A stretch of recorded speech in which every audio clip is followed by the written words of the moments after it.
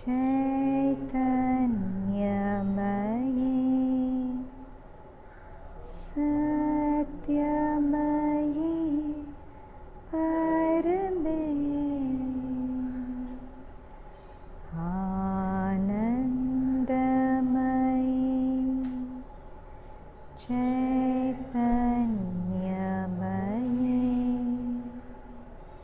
Satyamayi Parame Satyamayi Parame Satyamayi Parame Satyam Jnanam Satyam Jnanam Jyotir Aravinda Satyam Jnanam Satyam Jnanam Jyotir Aravinda Satyam Jnanam Satyam Jnanam Jyotir Aravinda Jyotir Aravinda Jyotir Aravinda.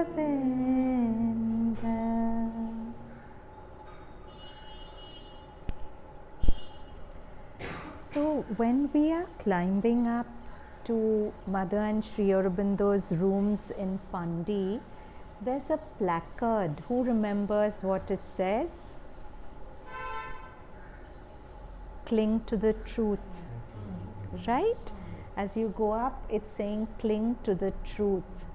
So this sentence is so important that as we are going to their rooms, it's a reminder to us. So what are they asking us to cling to? Is it just the ordinary truth of not speaking lies? What does this truth refer to? What is this truth? The truth of life. What is the truth of life? The truth of life is the divine, right?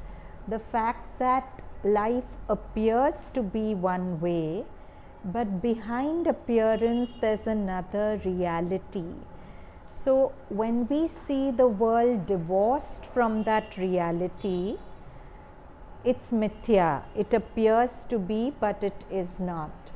But the world seen as an unfolding of God is what the truth is.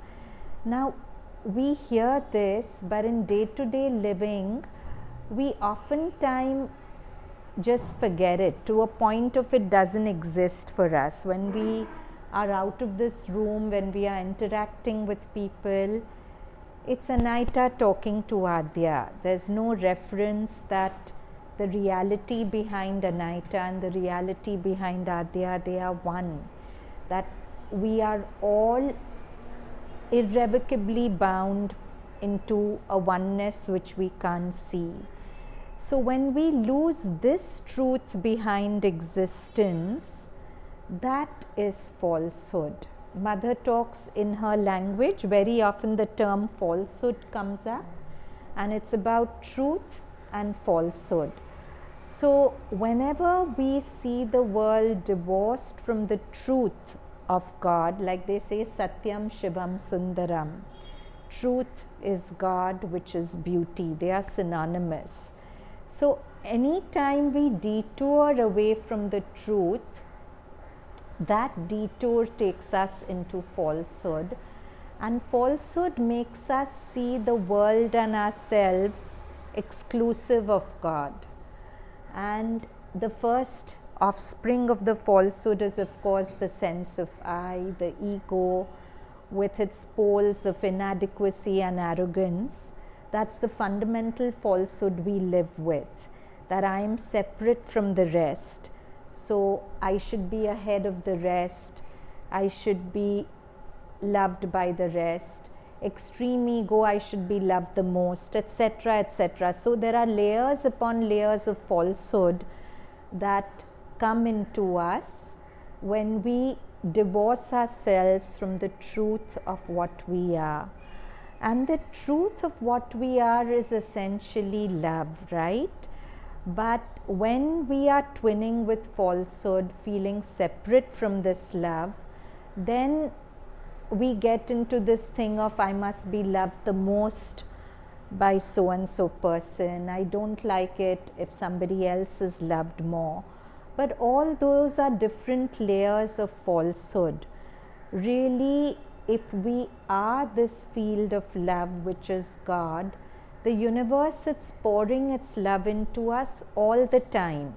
But because we are narrow-minded in a sense, and we want love only from this door, only from this window, and the universe will sometimes purposely close that door and window because it wants us to know that we are loved, even if that love doesn't come in from that particular person, that particular door, that particular window.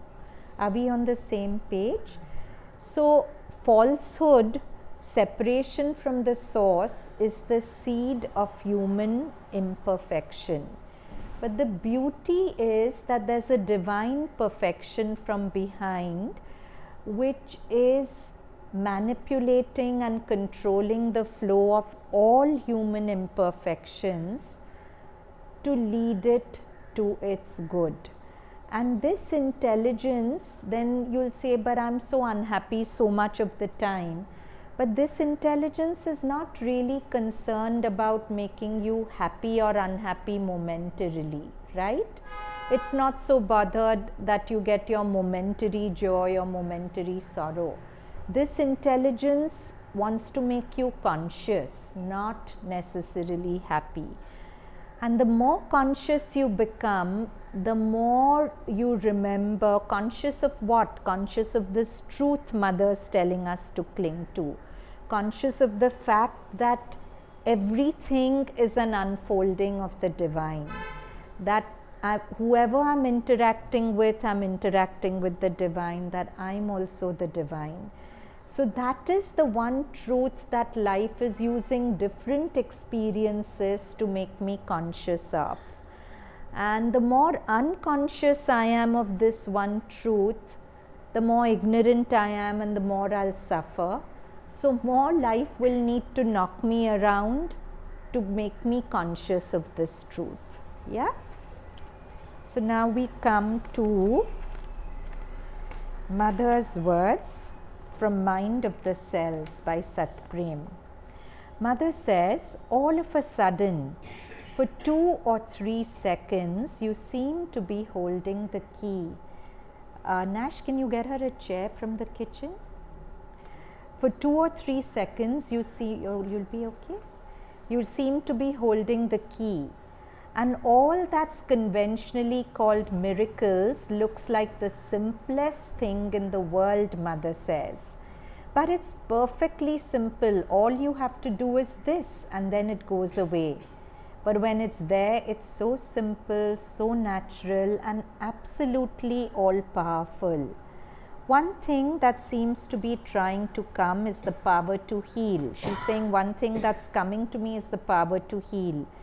But not at all as it's described. It's not that at all.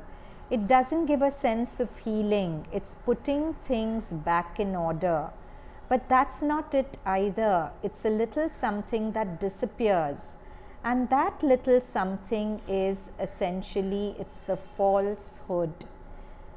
It's very strange. Basically, it's what gives the human consciousness the sense of reality. That's what must disappear. What we call concrete, a concrete reality, yes, what truly gives you the sense of real existence That's what must be replaced by it's inexpressible. So Mother, I just said that when we go up to Sri Aurobindo's room, there's a placard, cling to the truth. That truth is the divine oneness behind everything. Falsehood comes in when we live forgetting it. So Mother says the moment there's an integral remembrance of the truth, falsehood disappears. It's like a room is dark. You don't have to fight the darkness. You just have to switch on the light and the darkness is gone. And when that is there here in the body, in the cells, then all you have to do is focus it on someone or something, and the order is instantly restored. So translated, in ordinary words, it heals the disease. But it doesn't heal it, it annuls it. Yes, it annuls it, unrealizes it. What a beautiful term, unrealizes it. So we've often said that the body is solidified thought, right? So the more I think of a disease, the more I realize it in the body. But the more I concentrate on the divine truth the body is, you can actually unrealize the illness. And Mother had done it in her body, and she had this vibration of truth. So being with Mother, like Mother once jokingly said, I've become very, very contagious. So being near her, you just pick up those vibrations, isn't it? So for example, when you go to the Samadhi or Matri Mandir and you're touching it, it's a very physical experience. It's not just peace and calm, but you feel some very concrete vibrations coming into you, and then you're a different person. And you can't understand how, but she's emanating those vibrations which unrealize falsehood in us all the time.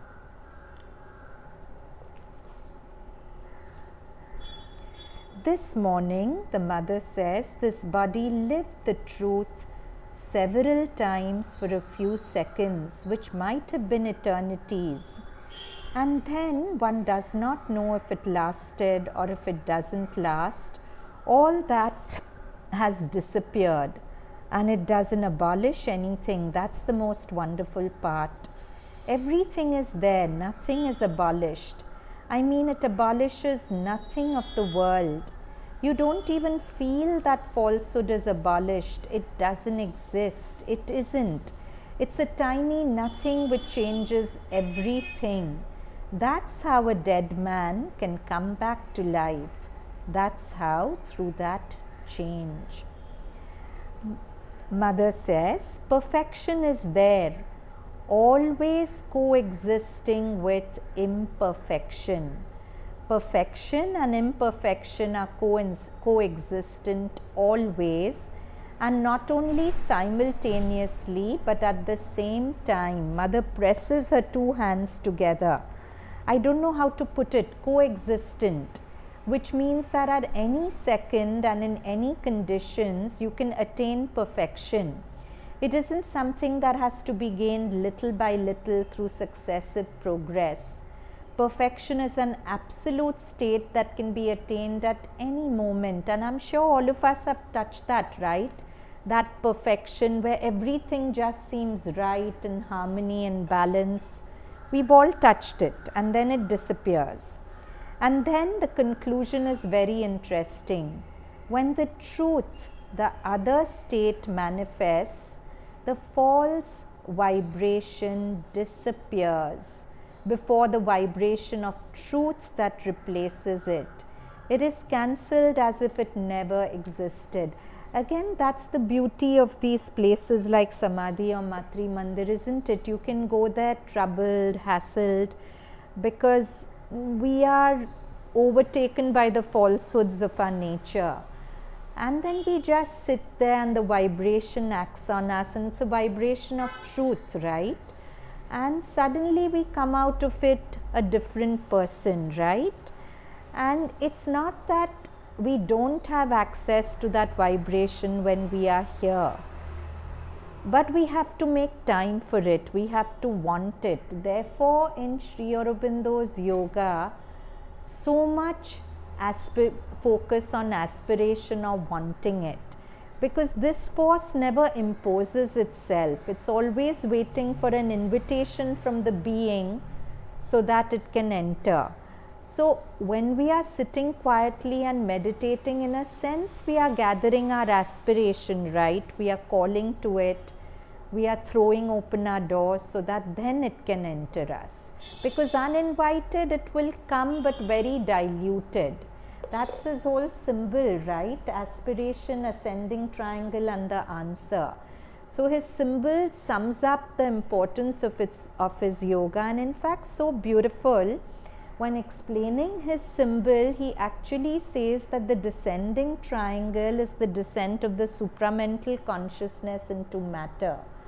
And when the supramental descends into matter, it awakens an aspiration in matter. So then this aspiration climbs up. Therefore, he says, those who call to infinity are first called by infinity. Matter which is receptive to the supramental vibration naturally aspires. But if you are not receptive to it, then that aspiration is blocked.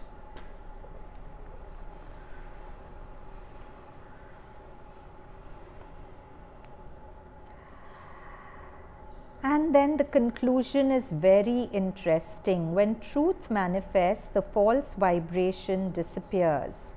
Before the vibration of truth that replaces it, it is cancelled as if it never existed.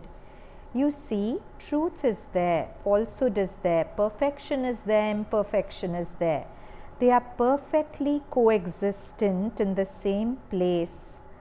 The minute you perceive perfection, imperfection disappears. The illusion disappears.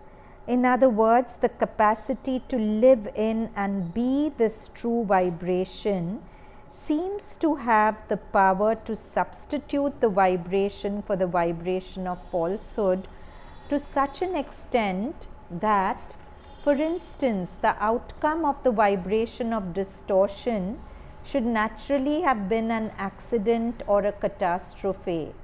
But if within those vibrations there is a consciousness that has the power to become aware of the vibration of truth, it must cancel the other vibrations, stop the catastrophe.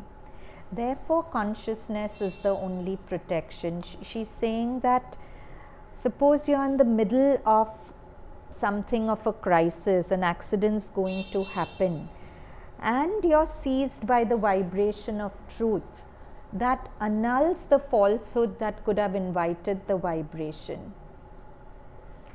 So there is a growing feeling that the true is the only way to change the world, that the other process of slow transformation are always at a tangent. You draw nearer and nearer, but you never arrive. And that the last step must be this, the substitution of a true vibration.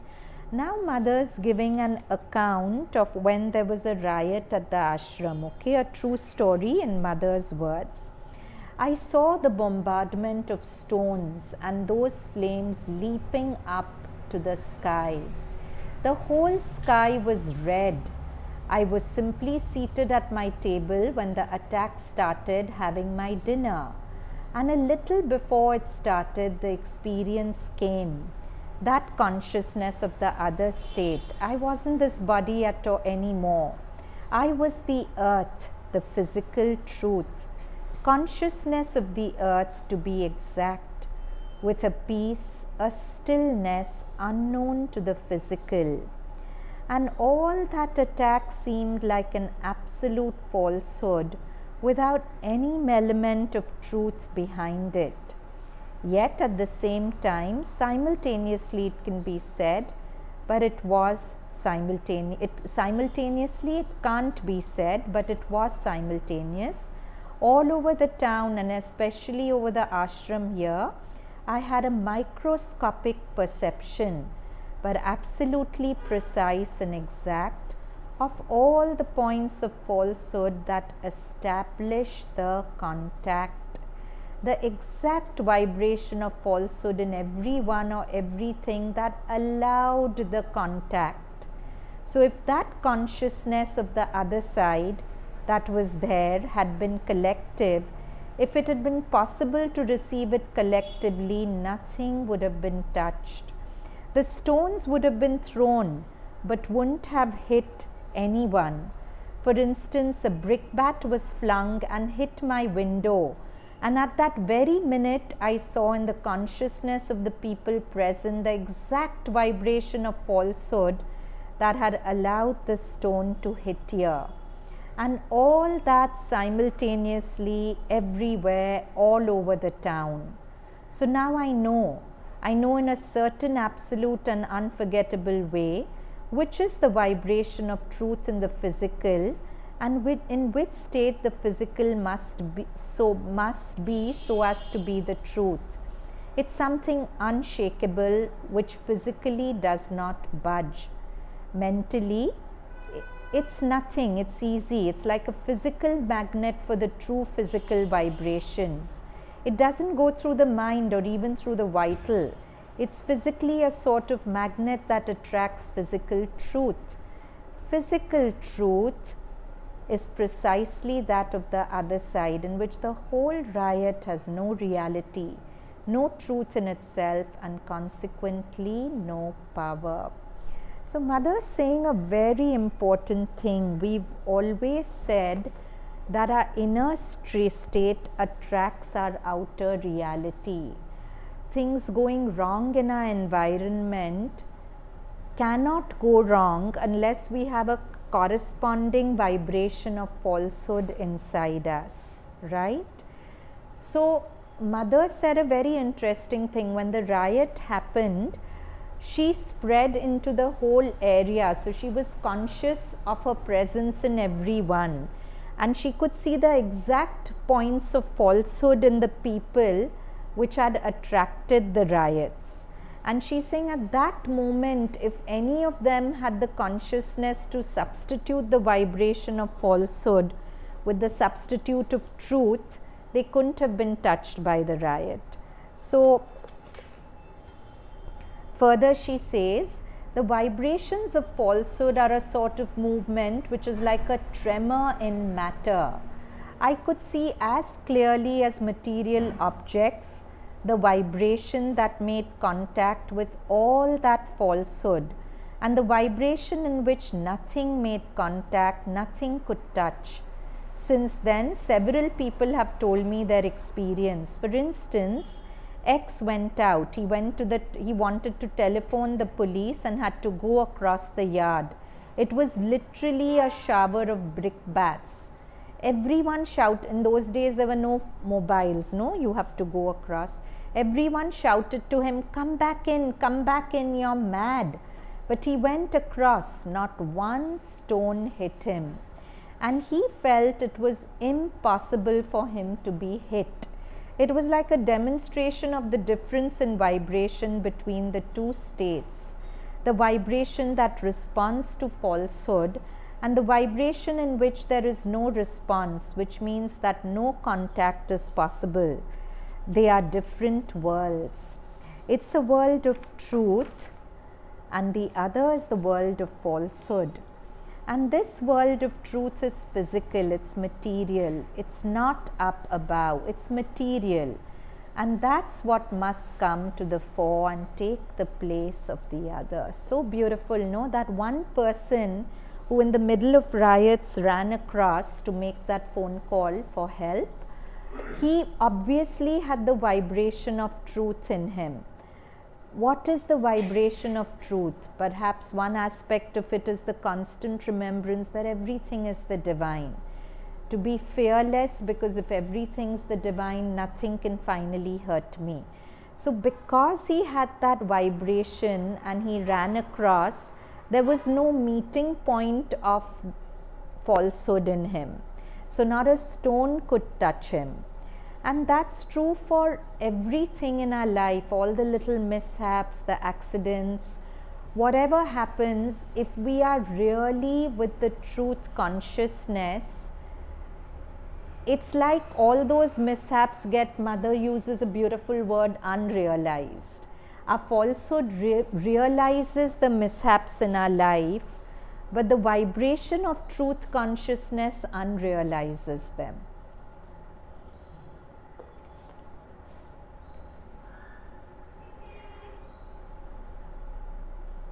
A material world where accidents, illnesses, death cannot take place, and that world must take the place of ours, not by any miracle, simply a change of vibration in the matter. Right now, matter is vibrating with falsehood. So, if there's a change in the vibration of matter of truth consciousness, we can have a material world where there are no accidents, illnesses, or death. The vibration of the true state annuls all the false, illusory vibrations. A riot is not an illusion, it's a tangible and concrete. It's tangible and concrete, even striking. Yet it is an illusion. There is a vibratory state of matter, a true state, which means that you cannot be hit. There is no contact. They are like two worlds, one within the other. A world of physical truth and a world of physical falsehood. A world of physical freedom and a world of physical slavery. A world of physical laws and a world outside illusory laws. They may be striking or not, fatal or not, gravitational or not, depending on whether you are here or there. Another position in matter, precisely this new position of the species, which is no longer in our illusory spiritualisms nor in our illusory materialisms. So it's beautiful what she's saying, that it's actually the vibration in matter which must change. Therefore, the Mother gives so much importance to the body. She often says that you cannot live a truth unless you know it with the body, unless you know it with the body intelligence. So, this other example is taken quite simply from Mother's childhood, Mother's words. I was 9 or 10, Mother says. I was running with some friends in the Fontainebleau forest. The forest is rather dense and you can't see very far ahead. Speeding along as I was, I didn't see. I was coming to the edge overhanging the road. The place where we were was about 10 feet above the road, and the road was paved with stones, freshly paved. I had built up such a momentum that I couldn't stop. Whoosh! I went sailing into the air. I was 10 at the most, with no notion of the miraculous or the marvelous, nothing. I was just flung into the air. I felt something supporting me, and I was literally set down on the ground on the stones. Can you imagine? 10 feet high, and she's a little child. And she fell, and she felt something supporting her and landing her on the floor. I got up. I found it perfectly natural, not a scratch, not a speck of dust, nothing, absolutely intact. Then everyone rushed up to see. Oh, it's nothing, I said. I'm all right. But the impression lingered of something carrying me. I fell down that slow. And the material proof was there. It was no illusion since I was unscathed, and the road was paved with stones. You know the flint stones of France? The soul was very alive at that time. And with all its strength, it resisted the intrusion of the material logic of the world. So it seemed to me perfectly natural. I simply thought, no, accidents just can't happen to me. So beautiful, no? Because she lived at that age with that truth consciousness. Accidents couldn't be realized in her because she had completely unrealized them. Are you understanding what I'm saying? So that's why the more we live with fear of illness, things going wrong, the more we realize them, the more we live with the truth consciousness of everything is an unfolding of God. And God is an intelligence which is all powerful and loves me unconditionally. So if such an intelligence is unfolding my life, finally nothing can go wrong. That is the truth, right? But if we keep forgetting it, then that same God intelligence orchestrates misfortunes in our life so that we remember, because sometimes we don't remember without being hit. Now Satprem's words. Finally, I will give an example taken from my own experience. This is Satprem talking. Satprem, as we know, was somebody very close to the mother. It happened in the barren canyons near Pondicherry. I was sitting quietly when 3 men came out of a hollow. Instantly, I knew they have come to kill me. I remained seated without moving, and very strangely, without my making any effort or concentrating in any way, I suddenly felt as if I'd been emptied of myself, without a reaction, without fear, without anything, like a stone, but a conscious stone which watched the scenes as if it was some show that did not concern it. So with grace, he was pulled completely into the witness poise. He was no longer identified with the surface Satprem. As in a dream, when you watch something happening to someone else who's nevertheless yourself, the sensation was not really of being a stone, except for its neutrality, but rather of a body, my body, as if it were a completely transparent something, nullified and slightly floating. Nothing moved, not a shiver, not a throb, and I had nothing to do with it. There was no mastery or any effort on my part. Something seemed to have seized hold of me in a transparent immobility. Such a beautiful phrase, transparent immobility. Transparent because anything can go through it, nothing sticks. The 3 men were there, 2 in front, 1 behind. I did not move. They spoke amongst themselves. Then a sort of voice within me said, "Get up." I got up with my back to the canyon. One of the 2 henchmen took off my watch, probably to make it look like a theft. Okay, so if they find the body without the watch, they may think he was robbed and then pushed.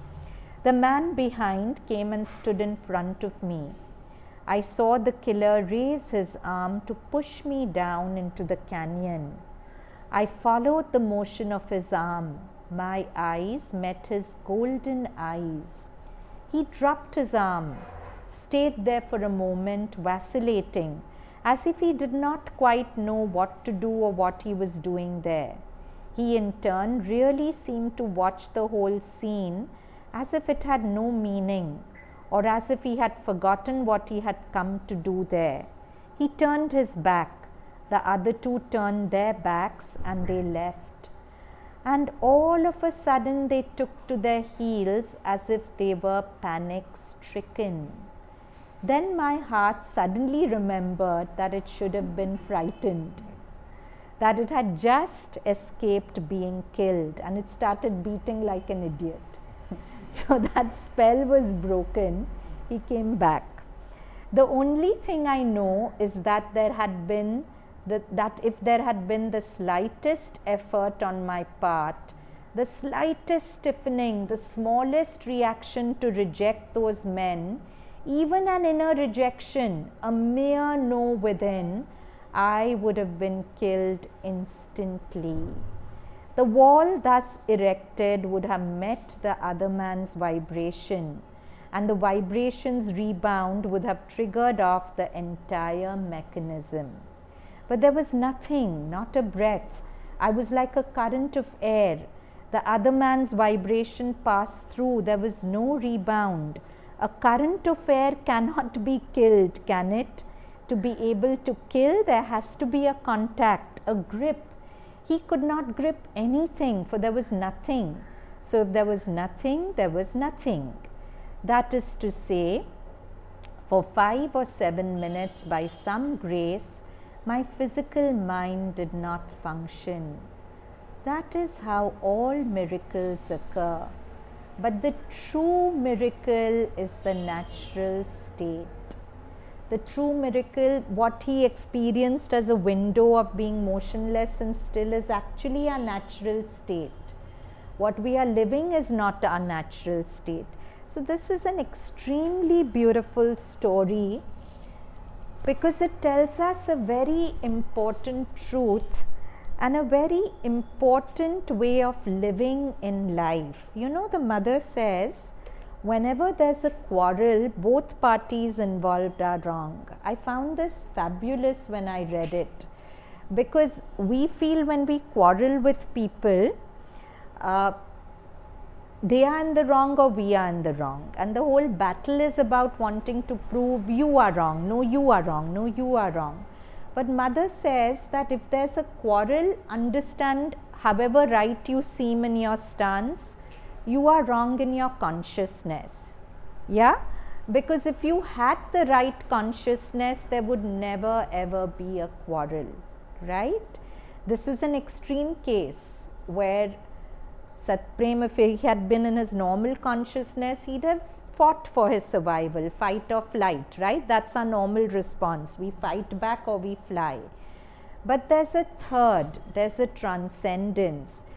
Because whenever you quarrel, you're resonating with the vibration of a falsehood, right? However right you seem. And the falsehood in that person is resonating with the falsehood in you, and there is a quarrel.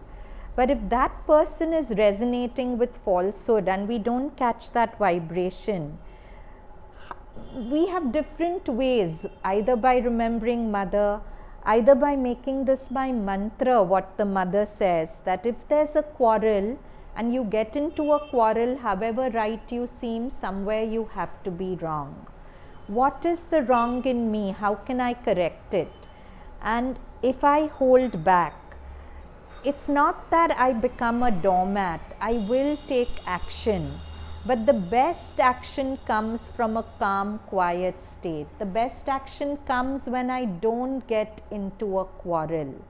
Right? Like Satprem is one example, but we do know, we've said this many times, when there was the cyclone in Pondicherry and the mother came, everything was flying pell-mell in the rooms and whatever. And mother came to close Sri Aurobindo's windows, thinking his table was full of papers. But she says when she entered, there wasn't a flutter in a curtain. He embodied such truth consciousness that the vibration of the cyclone just couldn't enter his atmosphere. Yeah, like Satprem, the assassin's intention couldn't hit him. Sri Aurobindo, so much, not only a human being, but so much mastery over vibrations in nature. So, first thing we should all do when we are sadhaks of mother is try to change that nature which fights back to protect ourselves. We should fight back, but in a different way.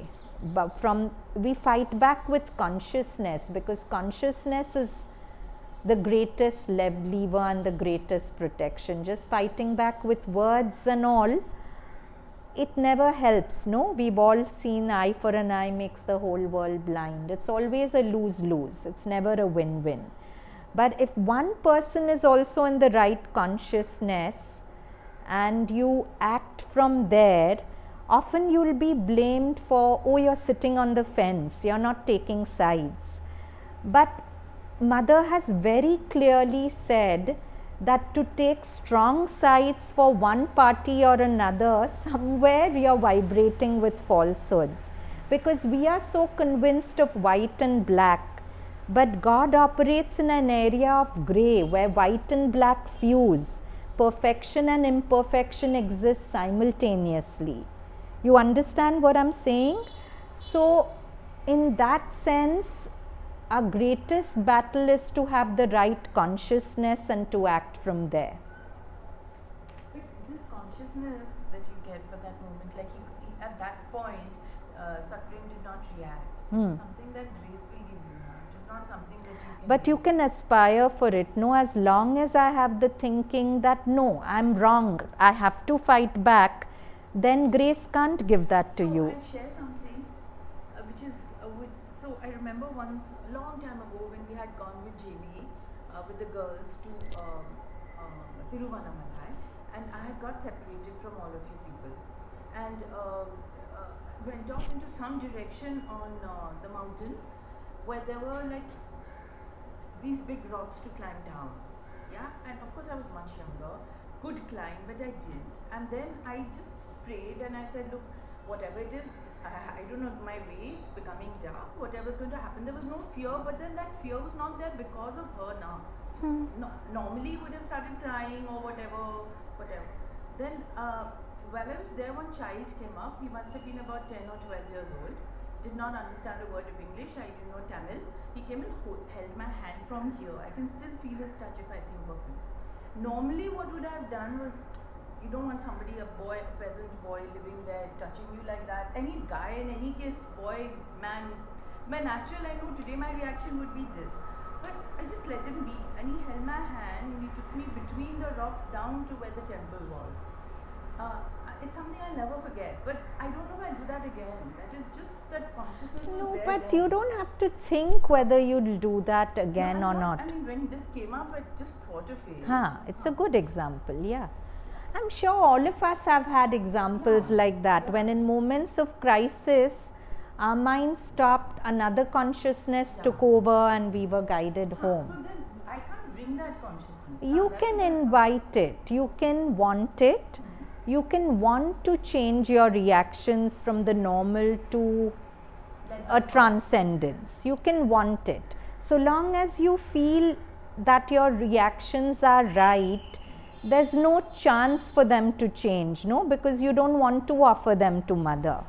But if we burnt our hands enough in the fire of anger, reactivity, quarrels, then at some point we want a different breath of life. We want to live differently, we want to interact differently.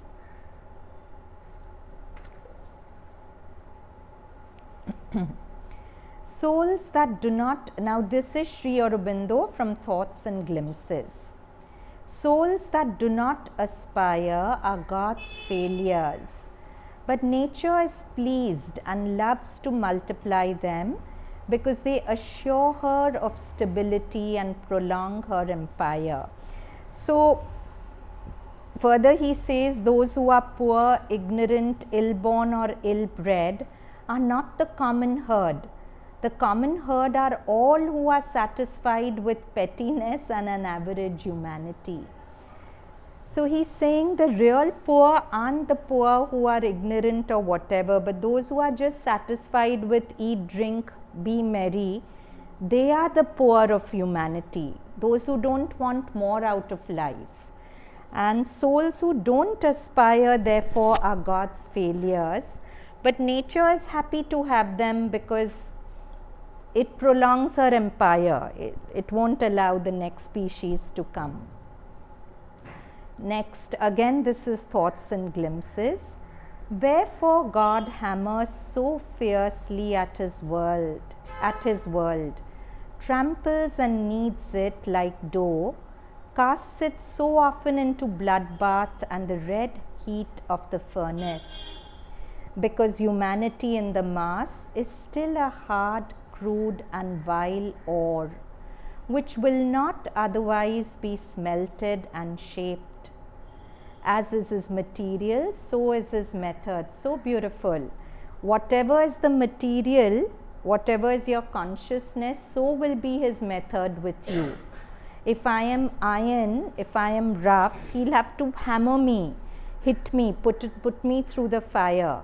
But if I'm gold, the goldsmith chisels the gold so carefully, no? So, depending on my level of consciousness, I will get blows or I will not get blows. I'll get exactly the number of blows that I need. As is his material, so is his method. Let it help to transmute itself into nobler and purer metal. His ways with it will be gentler and sweeter, much loftier and fairer its uses. Wherefore he selected or made such a material, when he had all infinite possibility to choose from, because of his divine idea, which saw before it not only beauty and sweetness and purity, but also force and will and greatness. Despise not force, nor hate it for the ugliness of some of its faces, nor think that love only is God. All perfect perfection must have something in it of the stuff of the hero and even of the Titan, but the greatest force is born out of the greatest difficulty. Further thoughts and glimpses. All would change if man could once consent to be spiritualized. But his nature, mental and vital and physical, is rebellious to the higher law. He loves his imperfections. That is our problem, no? Somewhere we love our weaknesses, we love our imperfections, we are almost possessive about them. The spirit is the truth of our being. Mind and life and body in their imperfection are its masks, but in their perfection should be its molds. So the topic of our discussion was human imperfection and the divine perfection. So spirit is perfect. Mind, life and body, emotions, thoughts and body, which are imperfect in their masks. They mask the spirit, but in their perfection should be its molds. They have to be perfected till they become molds for the perfection. To be spiritual only is not enough. That prepares a number of souls for heaven, but leaves the earth very much where it was. Neither is a compromise the way of salvation. The world knows three kinds of revolution. The material has strong results.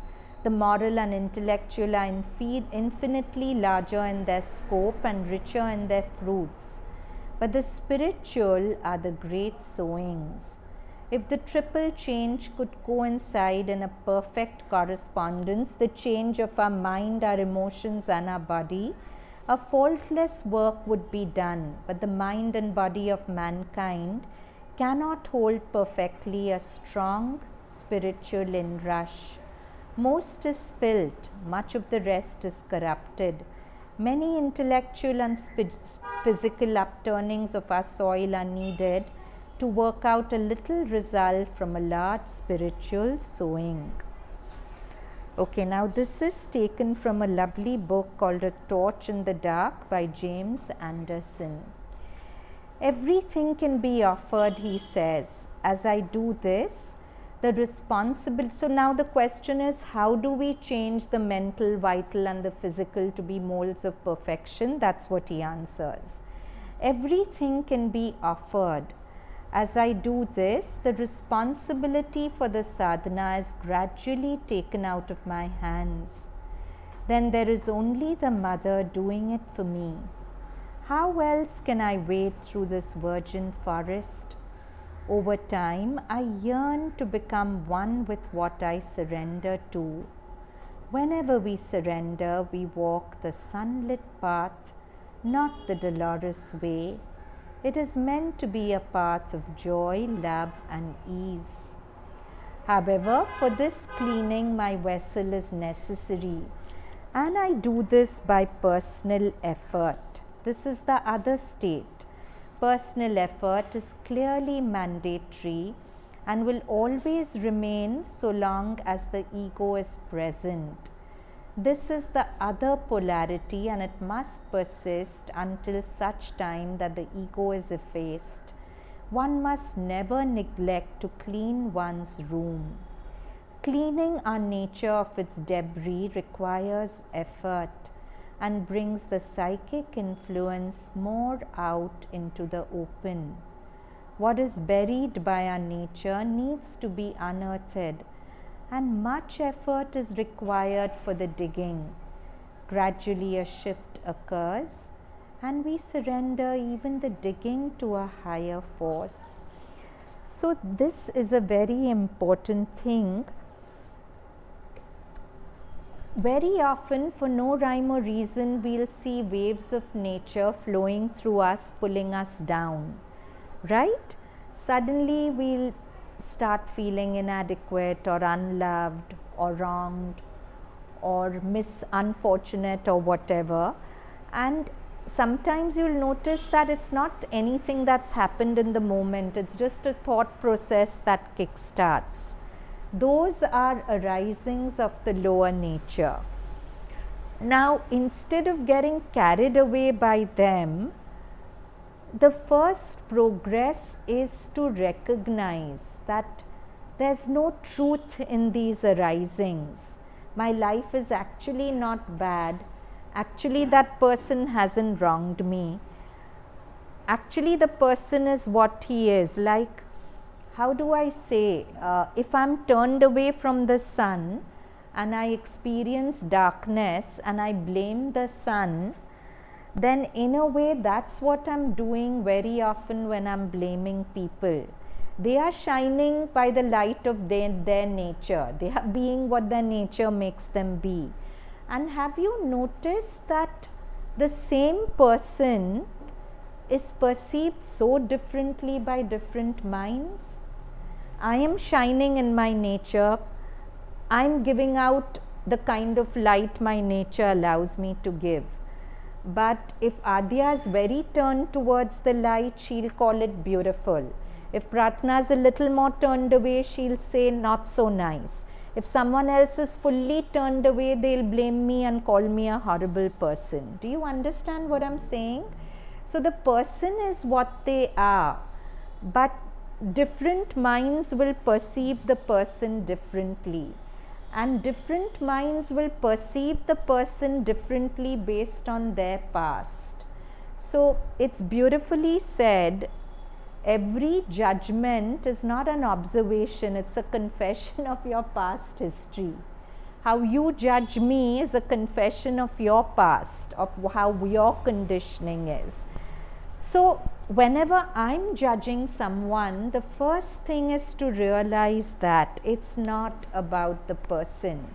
However much my mind convinces me that it is about the person is like that, somewhere to recognize that it's from my past conditioning, it's an uprising of the lower nature from my subconscious, vital, wherever.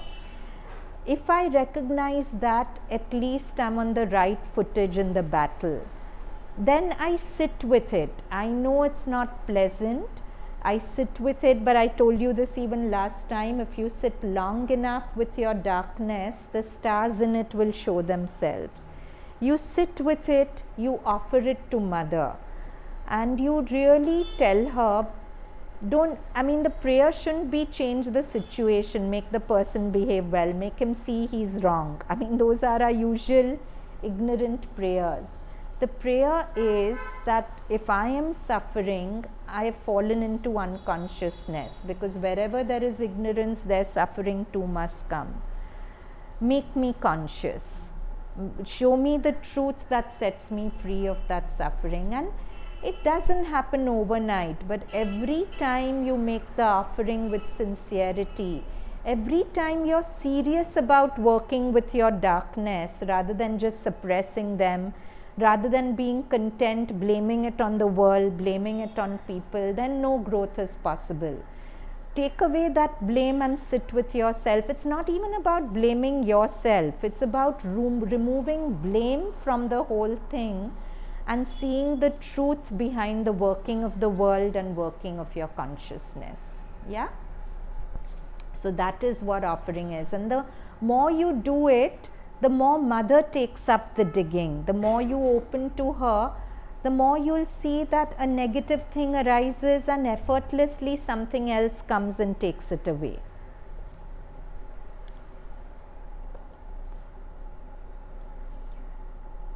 Aligning to the psychic brings quantum change. Armed with the psychic being, one ceases to remain ordinary. Our life too ceases to remain ordinary. There is something indefinable which sets one apart from the crowd. In truth, many of us may have never felt ordinary, but with the psychic being coming forward inside you, there is going to be an ever widening gulf between you and the ordinary consciousness. We become ever more conscious of its thistles and thorns. We become ever more conscious of the sterility of surface and material life. However, so when the psychic comes forward, we become more conscious, right? More conscious means we'll notice more the pettiness of human nature, the ugliness of unconsciousness. When we are part of it, it seems normal. But when we outgrow it and we see it in others, it hurts us even more, right? But it's said that when you're armed with the psychic consciousness, you also have resilience and you also have unconditional love. You can see human imperfection, and despite the human imperfection, you have the ability to love the essence behind the imperfection.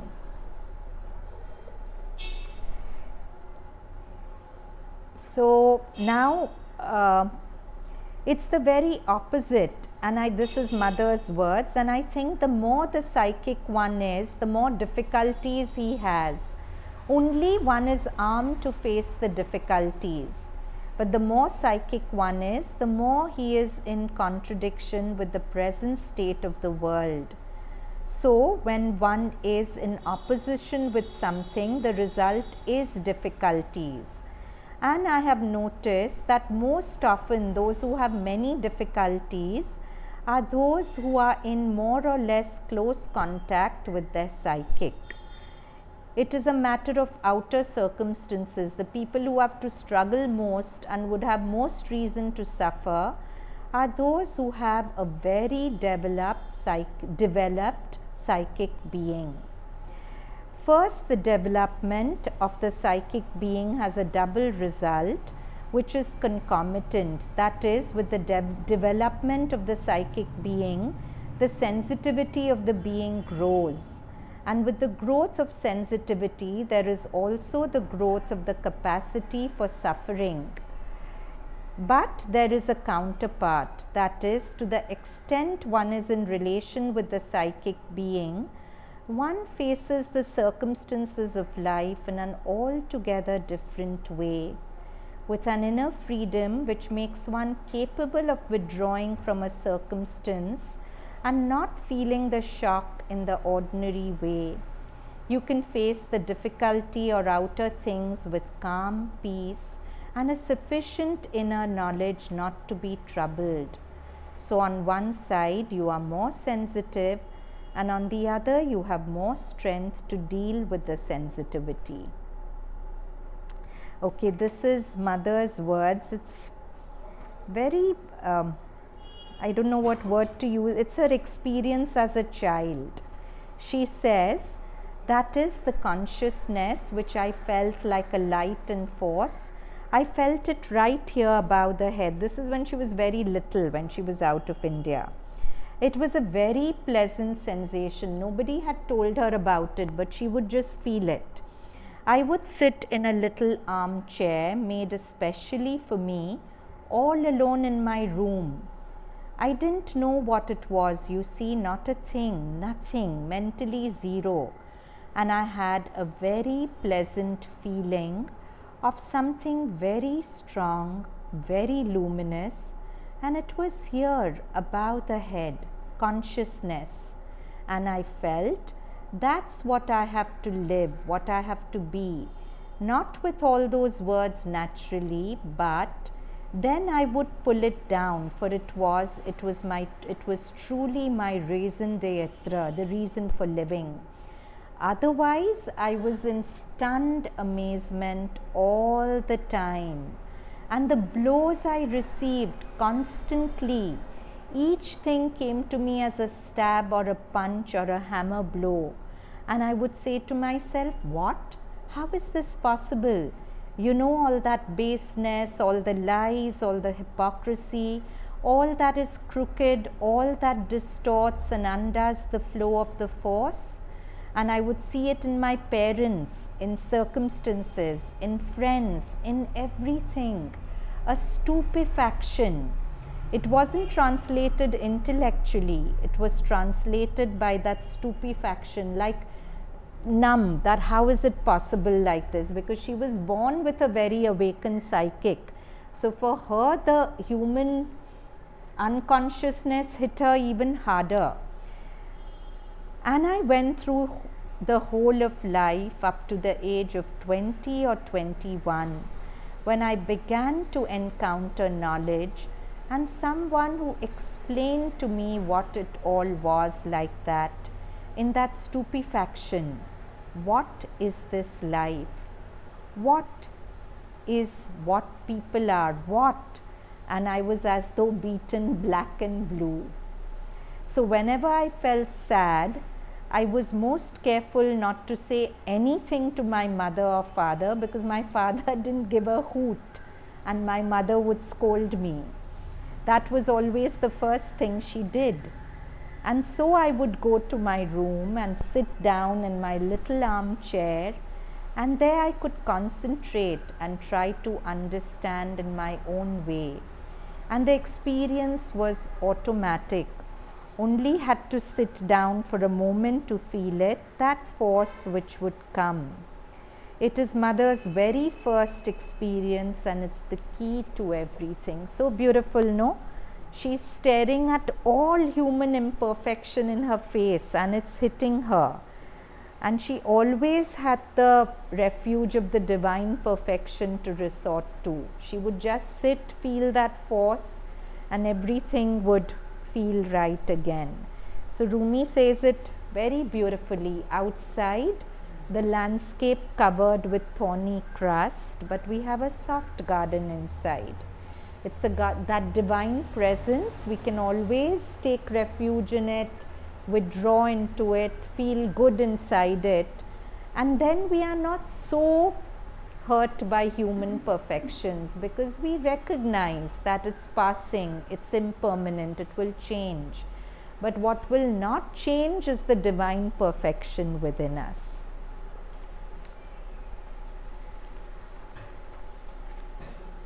Yes, Mother continues, a force which was like a consciousness because it understood. It was comprehension itself, pure, naked, and yet it was a force because her senses perceived it first. This is Satprem talking. It was a force because mother's senses perceived it first. A child touches, feels like a density that she pulled downwards, and it filled her with well-being.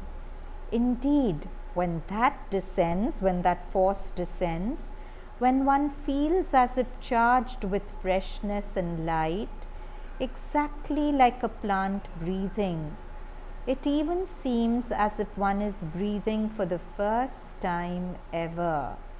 Sri Aurobindo would call it consciousness force. It is the Shakti, the driving force of the worlds. So let's put this talk in a capsule so that we can take it into our life and live it. What hurts us most often in life is human imperfection, right? When it stares at us from another person and their unconsciousness hurts us, or our own human imperfection where we feel defeated by our own imperfections, right? So what is the solution to this from the talk? How do we deal with this human imperfection? By recollecting the divine perfection that is behind everything. By the divine perfection is the truth behind everything. Human imperfection is the falsehood that comes when we forget about this truth of the divine being present behind everything, right? So when we forget this, we get hurt by human imperfection.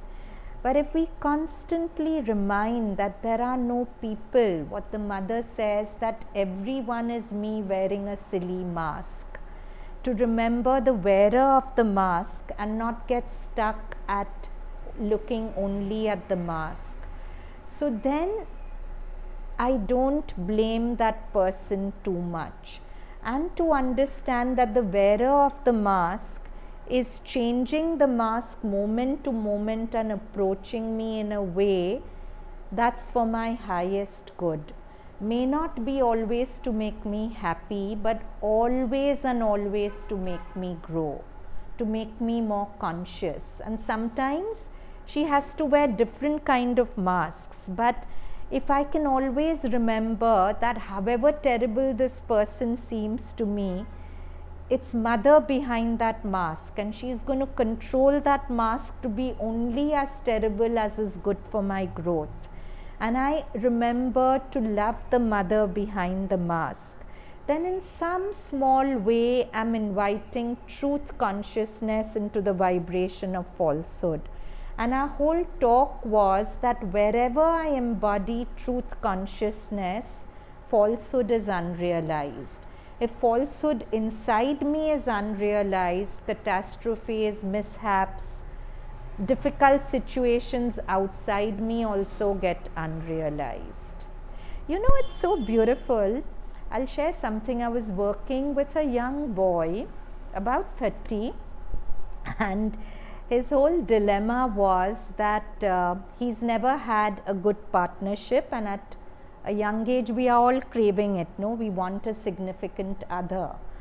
And that particular week he was very low because he feels that whenever he finds a girl attractive and he goes to talk to her, he feels so fearful that all the wrong things come out, and then the next 2-3 days he's flogging himself for being so stupid and whatever and whatever.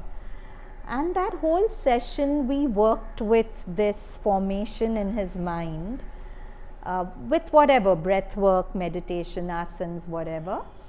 Next week when he came to me 2 days back, he'd actually met a girl and it had clicked and it had worked out. And I mean, I don't know where it will go, but so I told him, see, it's a direct thing. If you work on a blueprint inside you and you change it, automatically life outside will change. You worked this whole week on this inside you, and after years and months, the very thing you wanted, see, life doesn't want to withhold its gifts from you, it wants to give them to you. But after you're conscious enough to receive them well. So the key to everything, the key to making everything work in your life is to change the consciousness inside you, to bring a truth consciousness into you, which then attracts a harmonious truth outside. Yeah? So with that, let's conclude with 3 Oms, hands together in a Namaste.